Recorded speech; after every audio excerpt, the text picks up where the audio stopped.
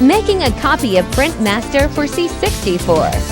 Using DRA copy from an SD2IEC to a 5 1/4-inch floppy disk. C64 disks are 170 kilobits with 35 tracks and 256 bytes per sector. Took about 5 minutes. Now to test it out on my portable Commodore Executive.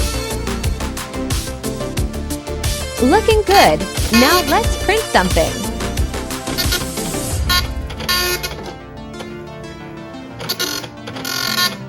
Gotta love that sound. Success!